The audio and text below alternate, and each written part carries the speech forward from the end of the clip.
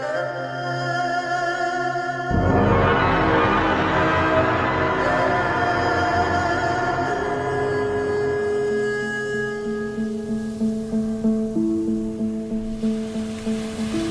est normal, bien sûr, de se demander combien de séances vont être nécessaires pour venir à bout de mon problème, notamment puisque cela a une influence sur un plan financier. Néanmoins, il faut savoir qu'il n'y a pas de correspondance entre, d'un côté, des symptômes et de l'autre, un nombre de séances qui seraient requises. Non, les choses ne fonctionnent pas de cette façon-là. Imaginons que je fume, ce tabagisme peut être lié au fait que mon conjoint m'a quitté il y a 6 mois et que cela a généré en moi une très grande anxiété. Mais je peux aussi fumer parce que j'ai été victime de maltraitance dans mon enfance. Donc derrière un même symptôme, des choses radicalement différentes qui, bien sûr, vont appeler une stratégie thérapeutique totalement différente.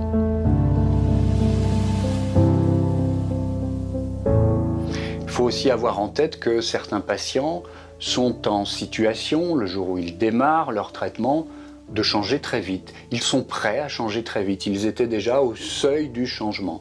D'autres, au contraire, auront besoin de temps. Et il faudra leur donner ce temps, sans quoi des retours en arrière assez brusques peuvent s'opérer.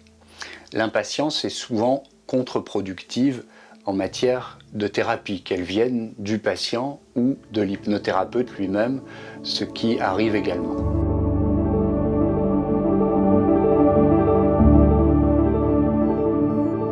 Enfin, dernier point concernant ce nombre de séances, attention au traitement trop court.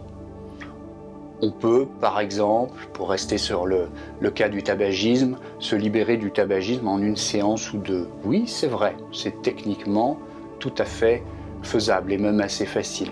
La question est de savoir si le traitement va être durable. Il ne s'agit pas d'abandonner un symptôme pour en retrouver un autre. Or, quand on est trop pressé souvent, on va faire quelque chose d'un peu mécanique, un contre-conditionnement. Le danger, c'est que si je n'agis pas sur la source du tabagisme, seulement sur le comportement qui pose problème, eh bien, il y a de fortes chances que le symptôme se déplace.